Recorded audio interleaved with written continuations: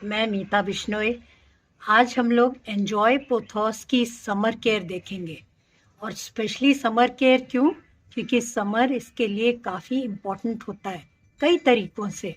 और अगर आप समर्स में इसको सेव कर लेते हैं तो ये आपके साथ खूबसूरती से पूरे साल ग्रो करता है। ये एक पेरिनियल वाइन फॉर्म में ग्रो करने वाला पोथोस की बहुत ही खूबसूरत वैरायटी है। इसके लीव्स देखिए, वेरीगेटेड और इतनी खूबसूरत लगती हैं। और दो रीज़न जिसकी वजह से मैं कह रही थी स्पेशल समर केयर इम्पोर्टेंट है, क्योंकि सबसे पहली बात कि ये थोड़े वार्मर डेज में इसकी ग्रोथ होती है और इसकी ग्रोथ थोड़ी बाकी पोथोस से थोड़ी सी स्लो ग्रोइंग प्लांट है। तो अगर ग्रो करेगा समर्स में तो इसकी केयर भी करनी पड़ेगी आपको, ताकि इसमें खूब अच्छी ग्रोथ हो। और दूसरा रीज़न है कि इसको कोई भी एक्सट्रीम टेम्परेचर, स्पेशली गर्मी के डायरेक्ट सनलाइट एकदम भी नहीं पसंद है। तो ये बहुत ध्यान रखना है गर्मियों में। कैसे केयर करेंगे आइए देखते हैं। सबसे पहले अगर ये गर्मियों में इसको बचाना है एक्सट्रीम टेम्परेचर से, जब एयर में ह्यूमिडिटी बहुत कम हो जाती है हीट की वजह से और सन में बहुत पावर आ जाती है और हीट ज़्यादा रहती है, तब इसको आप लोकेशन ज़रूर बदल दें। इसको पूरे शेड में रखें, फिल्टर्ड लाइट में लें। अगर सुबह की ईस्ट फेसिंग जगह रखते हैं तो सुबह की सनलाइट मिलती है तो बहुत ही बढ़िया है, क्योंकि सुबह का जो सूरज होता है वो बहुत ज़्यादा हीट लेके नहीं आता। सुबह ऐसी चीज़ें मिलती हैं सूरज की किरणों से इसको, जो इसकी ग्रोथ के लिए भी बड़ी हेल्पफुल होती हैं।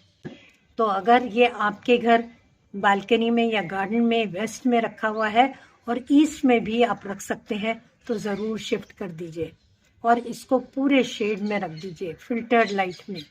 और अगर 10-15 दिन बहुत ज़्यादा तेज़ धूप होती है, बहुत लू चलती है, लू मतलब होता है एकदम गर्म हवाएं, खुश्क हवाएं, तब आप इसको इंडोर भी रख सकते हैं थोड़ी ब्राइट लोकेशन में 10-15 दिन के लिए, क्योंकि ये इंडोर एयर प्यूरिफाइंग प्लांट भी है।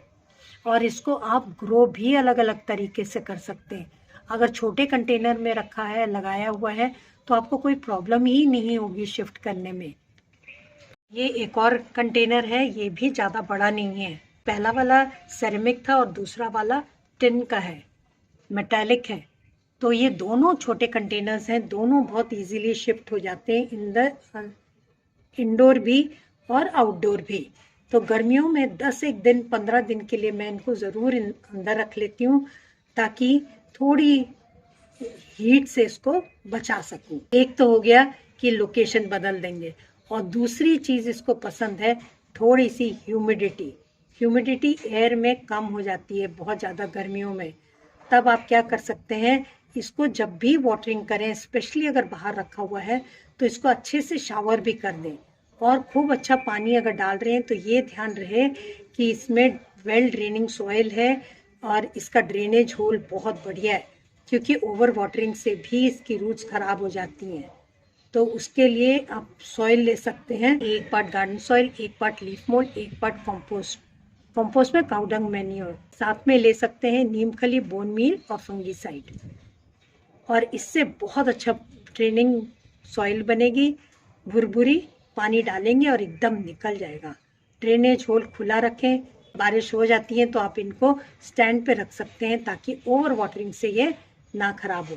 और इसमें ह्यूमिडिटी मेंटेन करने के लिए एक और चीज़ कर सकते हैं आप इसको स्प्रे बॉटल से ज़रूर स्प्रे कर सकते हैं, फोलियर स्प्रे, जिसमें आपके जो लीव्स हैं, ये फोलिएज है, इसके थ्रू भी इसको न्यूट्रिएंट मिलते हैं और साथ में ह्यूमिडिटी भी मिलती है। स्प्रे करेंगे तो स्प्रे की बॉटल में आप मिला सकते हैं सीवीड एक्सट्रैक्ट। सीवीड एक्सट्रैक्ट होता है ये माइक्रो न्यूट्रिएंट रिच, और ये आपको रेडीमेड मिल जाता है। कुछ ड्रॉप्स 1 लीटर पानी में डाल के, और या फिर एप्सम सॉल्ट भी डाल सकते हैं। एप्सम सॉल्ट मैग्नीशियम सल्फेट होता है जो ग्रैन्युलर फॉर्म में आता है, और ये इसके लिए बहुत हेल्पफुल रहता है। या फिर आप बायो एंजाइम डाल सकते हैं, स्प्रे करते रहे रेगुलरली। तो आप ये ध्यान रखें कि ह्यूमिडिटी बनी रहे। और अब पानी तभी डालें जब टॉपलेट ड्राई हो जाए, वाटरिंग तभी करें। गर्मियों में तो जल्दी जल्दी करना पड़ता है हर रोज़, सर्दियों में फ्रीक्वेंसी पानी डालने की कम हो जाती है, तो आप चेक करके डाल सकते हैं। वैसे छोटा गमला है तो आप रेगुलरली बिना चेक करे भी डाल सकते हैं। तो देखिए ये सिंपल केयर है, ये केयर करेंगे तो आपका प्लांट बहुत हेल्दी ग्रो करेगा गर्मियों में भी।